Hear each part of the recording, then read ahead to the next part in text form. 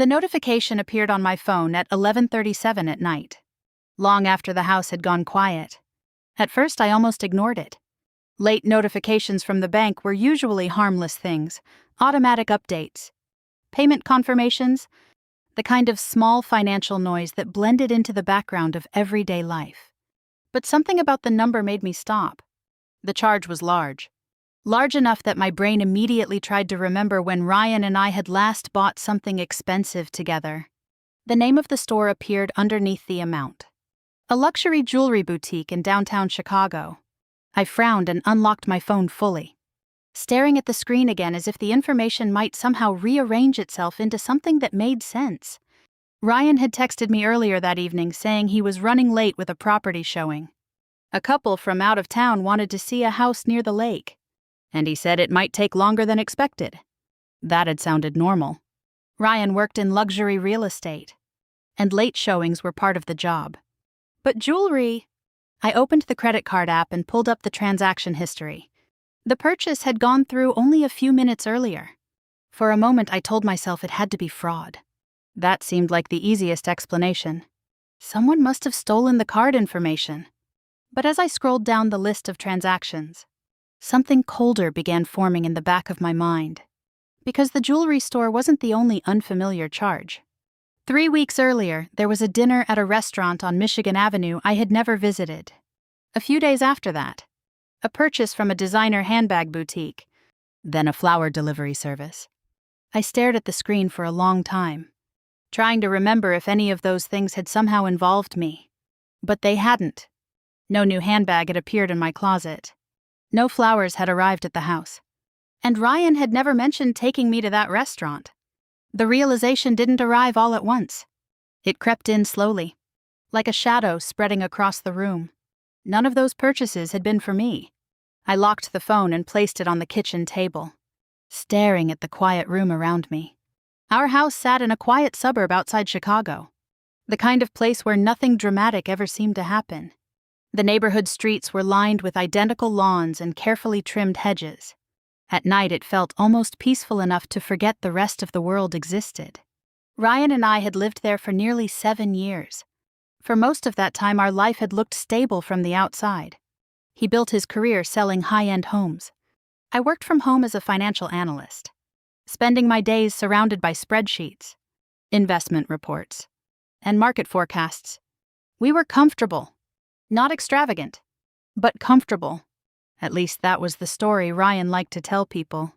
The truth was slightly more complicated. Several years earlier, after my grandmother passed away, I inherited a small investment portfolio she had built quietly over her lifetime. It wasn't huge, but it gave me a starting point. Over the years, I reinvested the returns carefully, letting the accounts grow in the background while Ryan focused on his real estate deals.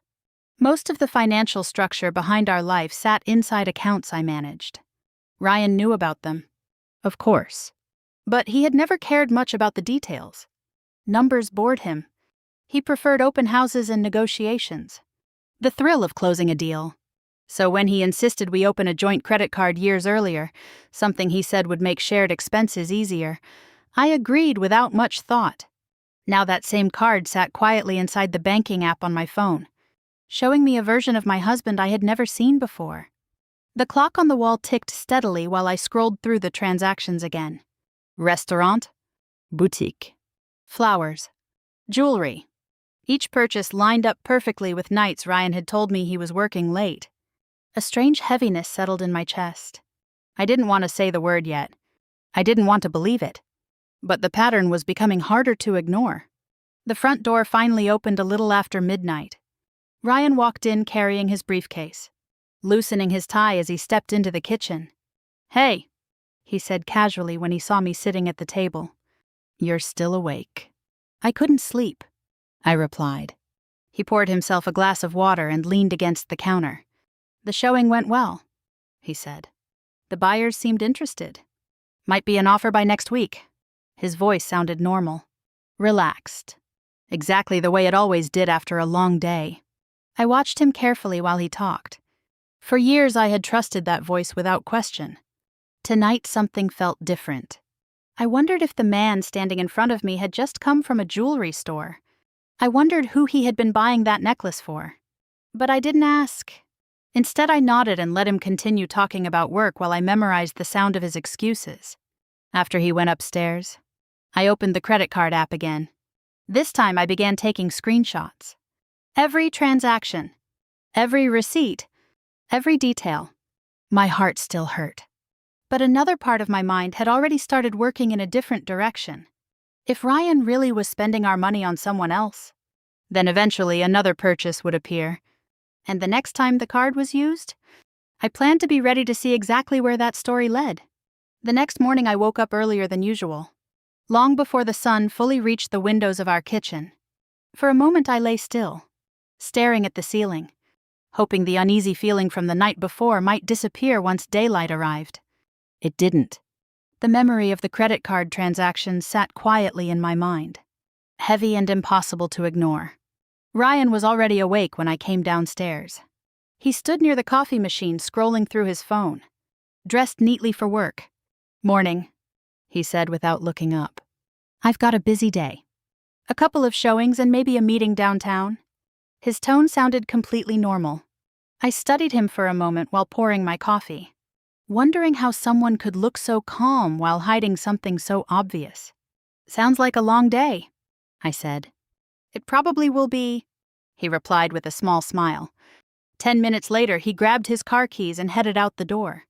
As soon as his car disappeared down the street, the quiet in the house returned. I carried my coffee back to the kitchen table and opened my laptop. Then I opened the credit card account again. The transactions from the night before were still there, sitting neatly in the history, like nothing about them was unusual. But this time I wasn't just scrolling. I was studying. I opened a spreadsheet and began typing. Date, store name, amount. I copied each suspicious transaction into the file one by one. The jewelry store from the night before, the restaurant on Michigan Avenue, the designer handbag boutique, the flower delivery service. The more entries I added, the more obvious the pattern became. None of the purchases were random. They all belonged to the same world. Upscale restaurants, luxury shops, high-end services, places where people spent money trying to impress someone. My stomach tightened slightly. I kept working. After listing the purchases, I opened my calendar and began comparing dates. The restaurant charge happened on a Thursday evening. I remembered that night clearly. Ryan had told me he was meeting a potential client who was relocating from California. He said the man wanted to discuss property options over dinner. But the receipt showed a table reservation for 2 people at an intimate restaurant known more for candlelit dinners than business meetings. Another transaction appeared from a flower delivery company 2 weeks earlier. I clicked on the digital receipt attached to the purchase. The delivery address was listed underneath. It wasn't our house. I stared at the address for a long moment. The quiet kitchen suddenly felt much larger around me. Someone else had received those flowers. Someone else had received the handbags. Someone else had probably worn the jewelry from last night. I leaned back in my chair and closed my eyes for a moment. The word affair hovered in my mind, but I still couldn't quite force myself to say it out loud. Instead, I returned to the spreadsheet. If I was going to understand what was happening, I needed information, not assumptions. A few minutes later, I noticed something I hadn't seen before. One of the spa transactions included a booking confirmation. Attached to the receipt was a name. Vanessa. Just one word. No last name. I stared at it for a long moment. I ran through every memory I had of Ryan's friends, co-workers, and clients. No one named Vanessa came to mind, which meant this was probably someone he had never mentioned. The knot in my chest tightened. I typed the name carefully into the spreadsheet. Vanessa. For a moment, I considered calling Ryan right then and asking him directly. But the thought faded almost immediately. If I confronted him now, he could deny everything. He could invent explanations. He could erase whatever evidence remained. No. If the situation was exactly what it looked like, the truth would reveal itself eventually. People who were careless enough to spend thousands of dollars usually kept doing it. And if Ryan was meeting someone regularly, more transactions would appear. I returned to the account history and continued scrolling. Near the bottom of the page, another charge caught my attention. A boutique in downtown Chicago, the same shopping district as the jewelry store. The receipt attached to the purchase contained a full business name. Vanessa Cole Boutique. I said the name quietly to myself. Now the name on the spa reservation had a place attached to it. Curiosity slowly replaced some of the shock that had filled me earlier. Who was Vanessa Cole? Why was Ryan spending money at her store? And how long had this been happening without me noticing? I opened a new browser tab and typed the boutique's name into the search bar. The results appeared almost instantly. A sleek website loaded onto the screen, filled with images of elegant clothing, gold jewelry, and polished glass displays. The boutique looked exactly like the kind of place where expensive gifts came from. I clicked through several pages, studying the photos carefully. Then I saw something that made my fingers pause on the keyboard. A photograph of a woman appeared on the About page.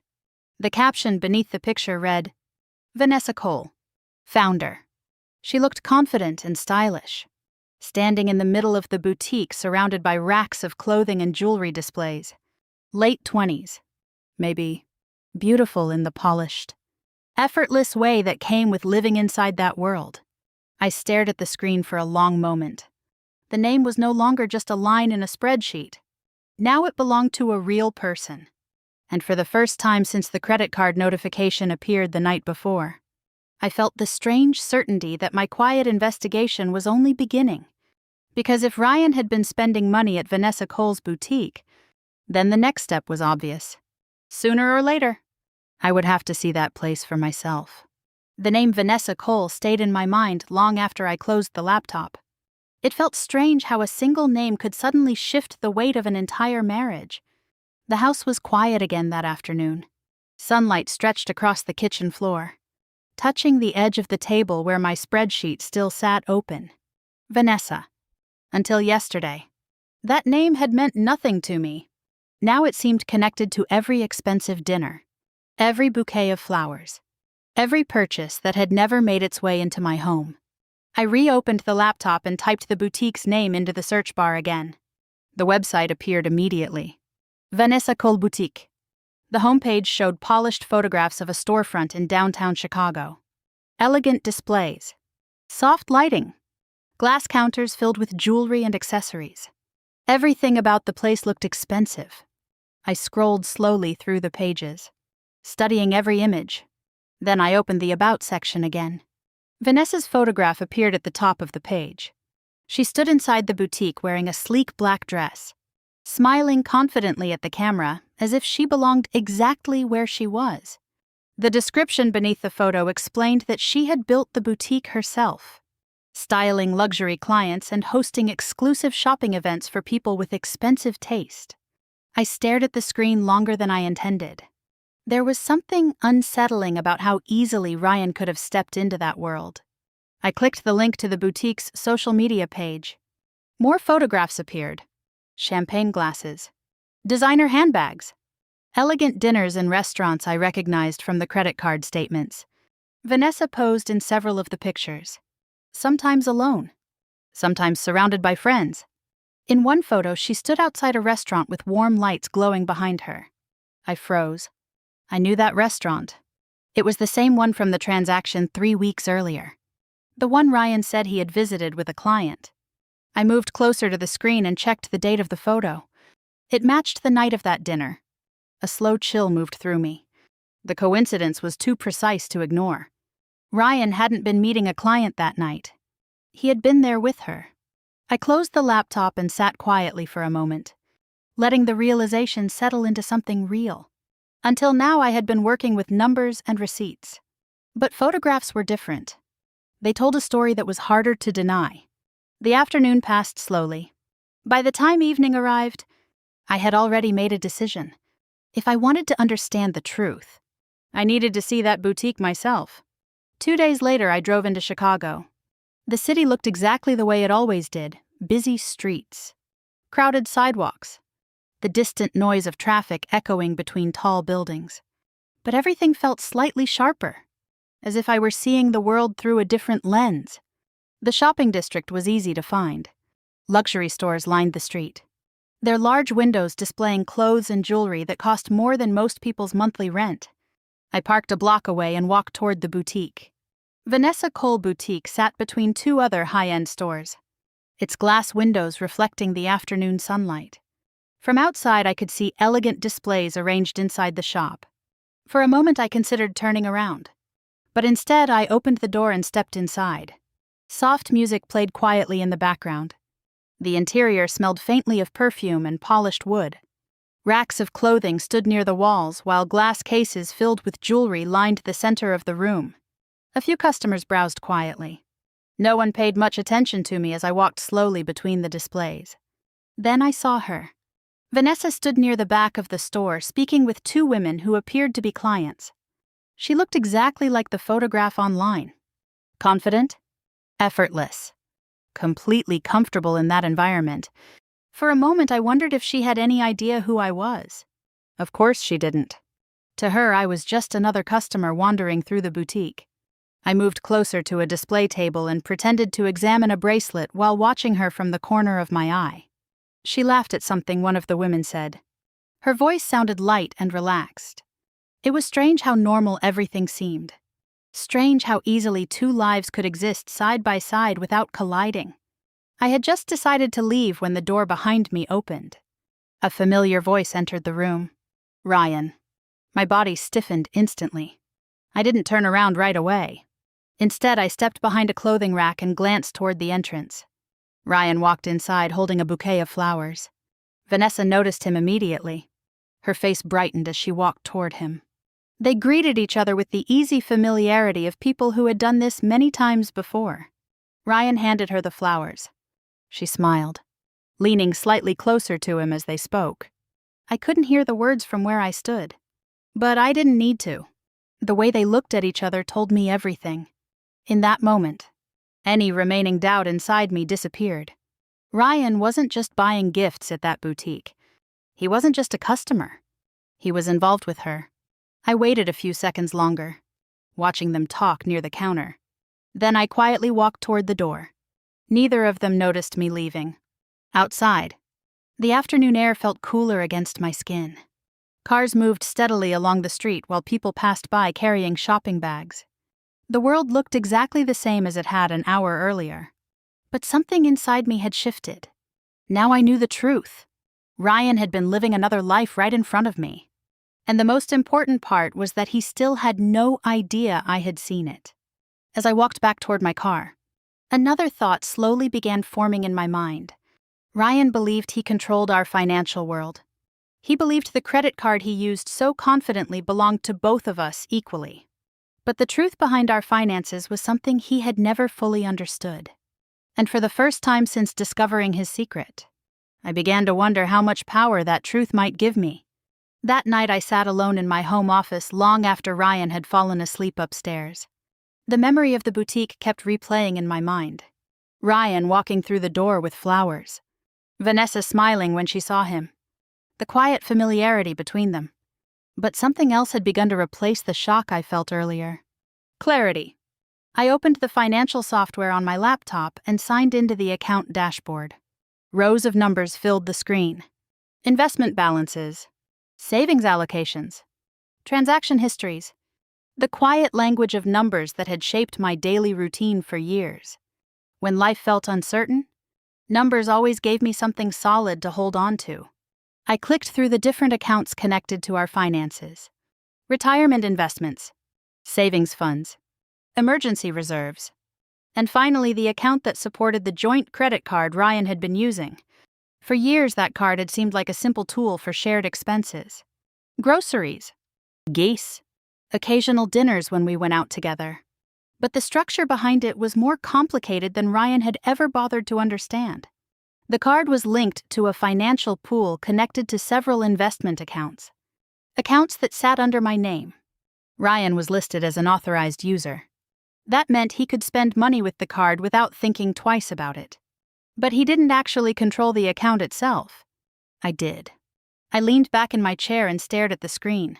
For years I had managed our finances quietly, almost invisibly. When Ryan talked about our comfortable life to friends, he usually described it as the natural result of his real estate career. I had never corrected him, partly because I didn't care about credit, partly because explaining the details of financial planning always bored him. But the truth was that our financial stability had grown slowly over time through decisions I made behind the scenes. Years earlier, when my grandmother passed away, she left me a modest investment portfolio. It wasn't enormous, just a collection of stocks she had held for decades. At the time, it felt more sentimental than life-changing. But I had reinvested every dividend and adjusted the portfolio carefully year after year. Markets rose. Markets fell. But the investments grew steadily. Eventually, that quiet portfolio became the foundation of everything Ryan and I owned.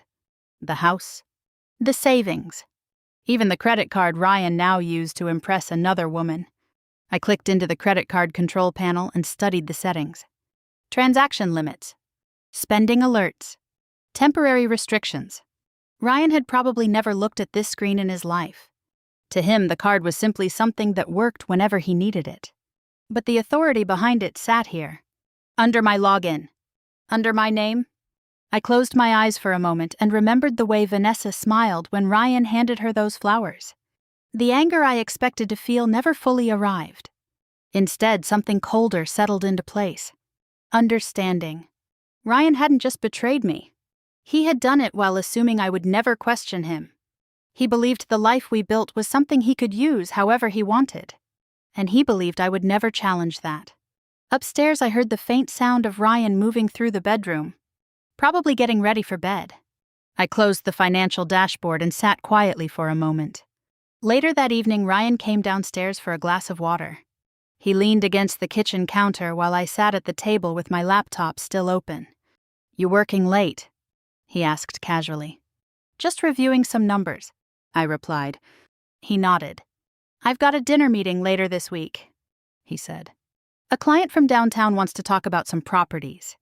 I kept my eyes on the laptop screen, though I wasn't really reading anything anymore. "Sounds busy," I said. "It's a good opportunity," he continued. "Might turn into a big sale." His tone was relaxed, confident, exactly the way it had sounded every time he invented one of those stories. The same calm voice that had explained the restaurant dinner weeks earlier. The same voice that had probably told Vanessa he could afford whatever she wanted. Ryan finished his water and headed back upstairs. When the house was quiet again, I reopened the credit card account. A new entry appeared near the top of the transaction list. Not a purchase. A reservation request. The location caught my attention immediately. The same jewelry boutique from downtown Chicago. I clicked the details. The appointment was scheduled for later that week. Private consultation. Likely a high-value purchase. I stared at the screen for a long moment. The meaning of it was obvious. Ryan was planning to buy something expensive. Something he believed would impress Vanessa. Something he assumed the card would easily cover. A strange calm spread through me as I read the appointment details again. Ryan had no idea I had seen him at the boutique. He had no idea I had been watching the transactions. And he definitely had no idea that the card he trusted so confidently only worked because I allowed it to. I opened the settings panel connected to the card and looked at the list of available controls. Temporary restrictions. Transaction limits. Spending pauses. The options sat there quietly on the screen. Ryan believed that card would always work when he needed it. But as I stared at the settings, I realized something he had never understood. The card worked because I kept it that way. The next morning, I woke up with a strange sense of calm. For days, my mind had been filled with questions, doubts, and quiet anger. But now something had shifted. The truth was no longer a mystery. Ryan was seeing Vanessa. He had been spending our money on her for weeks, maybe longer. And the most important detail was that he still believed I knew nothing about it. Ryan moved around the kitchen while I sat at the table drinking coffee. He seemed unusually energetic that morning, checking his phone several times as if waiting for a message. "I've got a busy schedule today," he said. "A couple of showings in the afternoon." I nodded. "You've been busy a lot lately," I replied. He smiled casually. That's how real estate works? 10 minutes later, he grabbed his keys and headed out the door. I watched his car disappear down the quiet suburban street before turning back to the laptop waiting on the kitchen table. The credit card dashboard opened immediately when I logged in. The reservation for the jewelry appointment still appeared in the pending activity section. Private consultation. Downtown Chicago. Later this week. Ryan was planning something expensive. Probably a necklace or bracelet. Maybe even something more symbolic. The thought should have hurt more than it did. Instead, it simply confirmed what I already knew. I clicked through the account controls again. The credit card belonged to a larger financial system connected to investment accounts I managed personally. Ryan had access to spend, but he did not control the system behind the card. That authority still belonged to me. Before making any decisions, I wanted to understand exactly where I stood legally. So that afternoon I drove into Chicago for a meeting I hadn't told Ryan about. The office building sat on a quiet street not far from the river. Inside, the lawyer's office was calm and professional. The kind of place where people came to solve problems they never expected to face. The attorney listened carefully while I explained everything. The credit card transactions. The boutique. The restaurant dinners. The jewelry appointment Ryan had scheduled. When I finished, I handed her the printed spreadsheet I had created. She studied the pages quietly. "That's a lot of spending," she said. "I know. And all of it tied to the same woman." "Yes." She nodded slowly. "Do you control most of the financial accounts in your marriage?" "Yes," I said. "I manage the investments and the credit structure." "That's important," she replied. She explained that if a divorce became necessary, financial records like the ones I had collected would matter. Spending large amounts of marital money on another relationship could affect how the situation was evaluated legally. I listened carefully while she spoke. For the first time since discovering Ryan's betrayal, the situation felt less chaotic. There were rules, processes, systems that made sense. When the meeting ended, I walked back outside into the afternoon sunlight feeling unexpectedly steady. Ryan might have believed he was controlling the situation. But legally and financially, the reality looked very different. That evening, Ryan returned home in a cheerful mood. He talked about work while I prepared dinner, describing a potential sale that might happen soon. Then he casually mentioned something that caught my attention. "I've got a meeting downtown later this week," he said. "With a client?" "Yeah," he replied. "Private consultation about a property investment." I kept my expression neutral. The date he mentioned matched the jewelry appointment perfectly. Ryan had become very good at lying. Or maybe he simply believed I would never question him. Later that night, after he went to bed, I opened the credit card account again. The pending reservation had been updated. A pre-authorization request from the jewelry store appeared in the system. Ryan was definitely planning to buy something there. I imagined the moment clearly. Ryan standing in the boutique. Vanessa beside him. The sales associate placing an expensive piece of jewelry on the counter. Ryan confidently handing over the credit card. Because for weeks that card had worked perfectly every time he used it. I clicked into the card management settings again. One option caught my attention. Temporary spending restriction. The system allowed me to pause high-value transactions instantly. I studied the details carefully before activating the setting. But instead of freezing the card immediately, I scheduled the restriction to begin shortly before the jewelry appointment.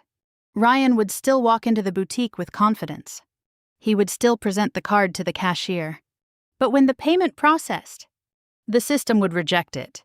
I leaned back in my chair and stared at the screen for a long moment. The plan was simple, quiet, almost invisible. Ryan had been spending our money freely because he believed the system would always support him. In a few days, that confidence would disappear. The rest of the week passed almost normally. Ryan went to work. We ate dinner together. We talked about ordinary things. He seemed completely relaxed. If anything, he appeared slightly more cheerful than usual, probably because he believed something exciting was about to happen. On the night before the jewelry appointment, I logged into the banking system one last time. The restriction was scheduled and ready. Tomorrow, the card would stop working. Ryan had no idea. And when he handed that card to the cashier with complete confidence, he would finally learn something he had never understood before. The card only worked because I allowed it to. The morning of the jewelry appointment arrived quietly. Ryan woke up earlier than usual, moving around the kitchen with a restless kind of energy I hadn't seen in weeks. He checked his phone while pouring coffee, smiling slightly at something on the screen. I didn't need to ask who he was texting. "Big day today," I asked casually. "Just meetings," he said. "Downtown stuff." He looked unusually polished that morning. Fresh shirt, tailored jacket, even a little extra attention to his hair. The kind of effort people made when they expected someone important to notice. I watched him from across the table while pretending to read emails. He finished his coffee quickly, grabbed his keys, and headed toward the door. "Don't wait up for dinner," he said. "It might be a long meeting." "Okay," I replied. A few seconds later, the front door closed behind him. The house fell silent again. I waited until I heard the sound of his car leaving the driveway before opening my laptop. The banking dashboard appeared on the screen. The spending restriction I scheduled the night before was active. Any large transaction on the card would fail. Everything was ready. For a moment, I considered staying home. I already knew what was going to happen. But another thought pushed its way forward. I wanted to see it.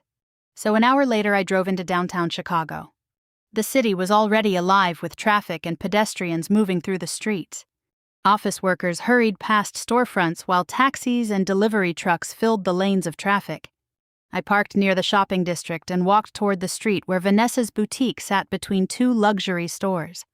From across the road, I could see the jewelry store where the appointment was scheduled. The windows reflected the afternoon sunlight, displaying rows of glittering necklaces and bracelets inside. I stood there for a moment, watching the entrance. Ryan arrived about 15 minutes later. He stepped out of his car looking confident, like someone about to enjoy a perfect afternoon. Vanessa was already waiting near the entrance. Even from across the street, I could see the way she smiled when she saw him. They greeted each other warmly before walking inside together. The sight tightened something in my chest, but the feeling passed quickly. I crossed the street a few minutes later and stepped quietly into the boutique. The interior was calm and elegant. Soft lights reflected off glass cases filled with diamonds and gold jewelry. A sales associate greeted me politely before returning to another customer. Ryan and Vanessa stood near the center counter with another associate. Several pieces of jewelry lay on a velvet display tray in front of them. Vanessa leaned closer to examine a necklace while Ryan watched her reaction carefully. She pointed to one piece and said something that made him smile. The associate lifted the necklace from the tray and placed it gently on the counter. Even from a distance, I could tell it was expensive. Ryan nodded confidently. "I'll take it," he said. Vanessa's face lit up. The associate walked behind the counter and prepared the purchase. Ryan reached into his wallet and pulled out the credit card. The same card he had been using for weeks without hesitation. He placed it on the counter with complete confidence. The associate inserted the card into the payment terminal. For a brief moment, everything was quiet. The machine processed the transaction. Then the screen flashed. Transaction declined. Ryan frowned. "That's strange," he said lightly. "Try it again." The associate nodded and ran the card a second time. The machine paused for a moment. Declined again. Vanessa's expression changed slightly. Ryan's smile faded. "Maybe the chip isn't reading," he said, trying to laugh it off. He handed the card back to the associate. "Can you run it one more time?" The associate tried again. Declined. Now the atmosphere in the boutique shifted. A couple browsing nearby glanced toward the counter. Vanessa shifted her weight slightly, clearly uncomfortable. Ryan picked up the card and examined it like something must be physically wrong with it. "That doesn't make sense," he muttered. He pulled out his phone and opened his banking app, staring at the screen with growing confusion. The transaction still wouldn't go through. The confidence he had walked in with was gone now, replaced by irritation and embarrassment. Vanessa stood beside him silently, her earlier excitement fading quickly. I watched the scene quietly from across the store. The moment I had imagined was happening exactly as planned. Ryan tried the card one last time. Declined. The associate apologized politely. Ryan forced an awkward smile and said he would call the bank to resolve the issue. I didn't stay any longer. I walked calmly toward the door and stepped back out onto the busy sidewalk. The city noise rushed back around me. Cars passed. People talked. Life continued normally. Behind me, inside the boutique, Ryan was probably still trying to understand why the card had suddenly stopped working. But I already knew what would happen next. A few minutes later, my phone began vibrating. Ryan's name appeared on the screen. I let it ring. Then it rang again. And again. Eventually the calls stopped, and a voicemail notification appeared. His voice sounded confused and frustrated. "Hey, something's wrong with the card. It keeps getting declined. Can you check the account?" I listened to the message quietly. Because the truth was simple. There was nothing wrong with the card. The only thing that had changed was that I finally knew exactly how Ryan had been using it. Ryan didn't come home until late that evening. By the time I heard his car pull into the driveway, the house had already grown quiet. I was sitting at the kitchen table with a small stack of printed papers beside my laptop. Credit card statements, receipts, transaction records, every detail of the past few weeks arranged neatly in front of me. The front door opened and closed a few seconds later. Ryan stepped inside, dropping his keys on the counter with more force than usual. "Emily," he called. "I'm in the kitchen," I replied calmly. He walked in and stopped when he saw me sitting there. His expression looked tense and irritated. "Something's wrong with the credit card," he said immediately. "It kept getting declined today." I didn't answer right away. He continued talking. "I was downtown meeting a client and the payment wouldn't go through. I tried it 3 times. He shook his head in frustration. "There must be some kind of banking error." I watched him carefully while he spoke. The same man who had walked confidently into the jewelry store earlier now looked unsettled. "Did you check the account?" he asked. "I did," I said quietly. Ryan exhaled in relief. "Good. So it's just a glitch." "Right. The bank probably flagged something by mistake." For a moment I didn't say anything. Then I asked a single question. "Who is Vanessa Cole?" The words hung in the air between us. Ryan froze. It was subtle at first. Just a small pause in his breathing. But I saw it immediately. The shock. "How do you know that name?" he asked slowly. "I asked a question," I said. He hesitated for a moment before answering. "She's a client," he said. "I've been helping her look at some investment properties." His voice sounded careful now. Controlled. The same tone people used when they were choosing their words too carefully. "Really?" I asked. "Yes." "And the jewelry store?" Ryan blinked. "What?" "The jewelry store you went to today," I said. "Was that part of the property investment too?" His face tightened. "You're misunderstanding something," he said quickly. "I was buying a gift for a business contact." I stood up from the table and walked into my office. A moment later, I returned with the printed documents in my hand. I placed them in front of him. Ryan looked down at the papers. Rows of transactions filled the pages. Restaurant dinners, boutique purchases, flower deliveries, spa reservations. Every charge highlighted carefully. His eyes moved slowly across the list. "You've been spending thousands of dollars," I said calmly. "All connected to Vanessa Cole." Ryan didn't respond. The confident tone he had earlier was completely gone. "I've been tracking these for weeks." I continued. "Every purchase, every receipt." Ryan finally looked up. "This isn't what it looks like," he said. I almost laughed at that. "Then what does it look like?" He ran a hand through his hair, clearly searching for an explanation. "It just happened," he said. It didn't mean anything. I studied him quietly. For years I had trusted this man without question. Now every word sounded hollow. "I was at the jewelry store today," I said. Ryan's head snapped up. "What?" "I saw you," I continued. "You and Vanessa." The silence that followed felt heavy. Ryan didn't try to deny it anymore. Instead, he looked down at the documents again. "That's why the card stopped working," he said slowly. "Yes. You blocked it." "I did." Ryan stared at me for a long moment. "I didn't know you could do that." "That's because you never paid attention to how our finances actually work." He frowned. "What does that mean?" I leaned against the table. "The credit card you've been using isn't just a shared account," I explained. "It's tied to investment funds that I manage." Ryan looked confused. "You manage them?" "But we both use them." "No," I said quietly. "You spend from them?" "That's different." The realization began to spread across his face. "You're saying the account is under your name?" "Yes." Ryan let out a slow breath. "For years you made it sound like my commissions were covering most of our expenses." "I never said that," I replied. "You assumed it." The room fell silent again. Ryan looked around the kitchen as if seeing it differently now. The house. The furniture. Everything he had taken pride in providing. "You talked to a lawyer? Didn't you?" he said. "Yes." Ryan closed his eyes briefly. "This is insane," he muttered. "No," I said calmly. "What's insane is spending our money on another woman and expecting me not to notice." He didn't respond. After a long moment, he spoke again. "I made a mistake," he said quietly. "A mistake," I repeated. "Yes." I shook my head slowly. Mistakes happen once. This was weeks of lies. Ryan leaned against the counter, looking exhausted. "So what happens now?" he asked. "I've already started separating the accounts," I said.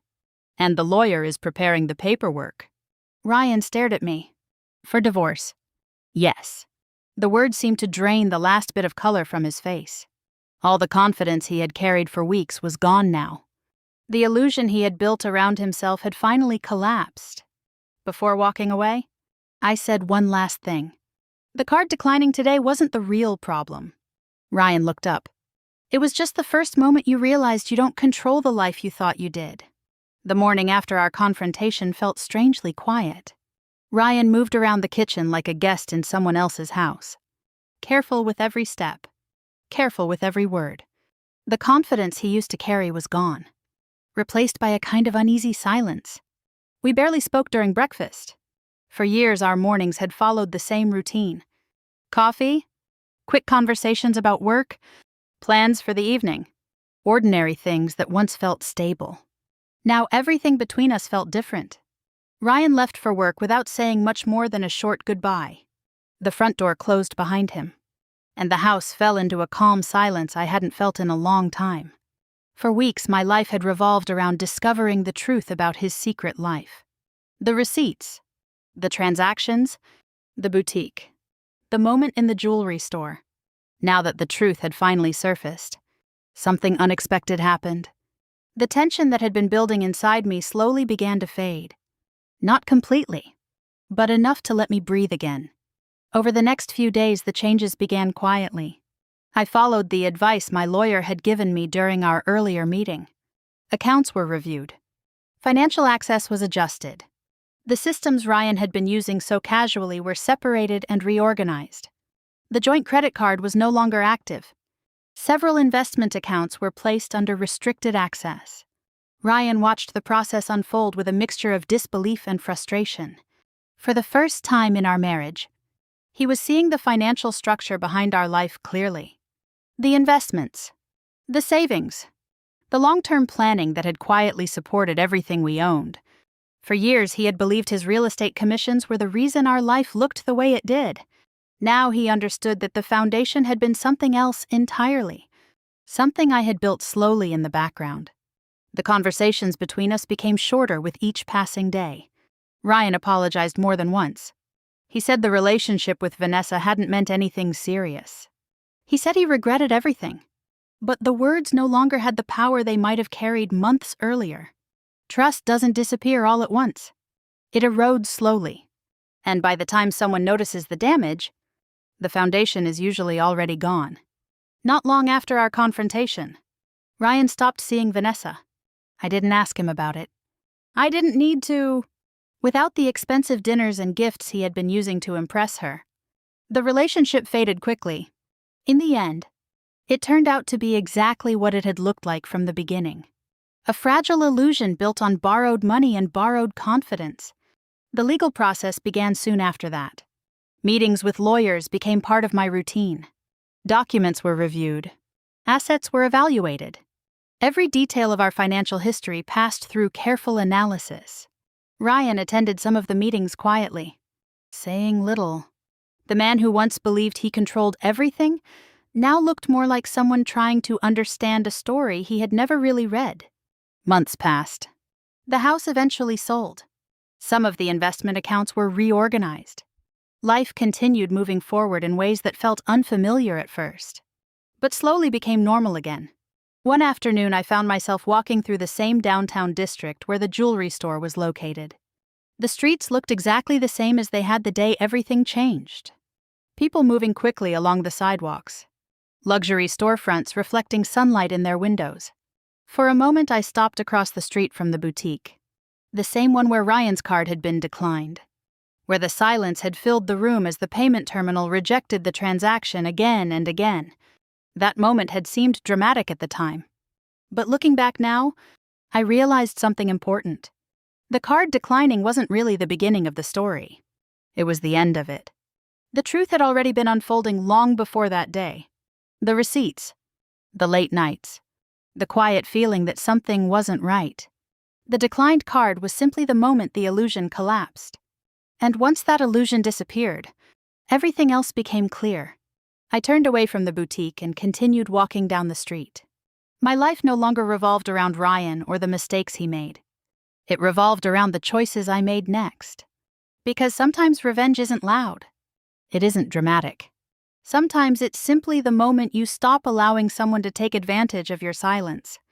The moment you quietly remove the support that was holding up their lies. And suddenly everything they built starts falling apart on its own. If you've ever experienced something like this, betrayal, deception, or the moment you realized someone you trusted wasn't who you believed they were, I'd really like to hear your story. What would you have done in my place? Would you have confronted him immediately? Or would you have stayed silent and watched the truth reveal itself the way I did? Let me know in the comments. And if you enjoy stories about real-life situations like this, about betrayal, consequences, and people finding the strength to take control of their lives again, make sure you stay here with us. There are many more stories to come.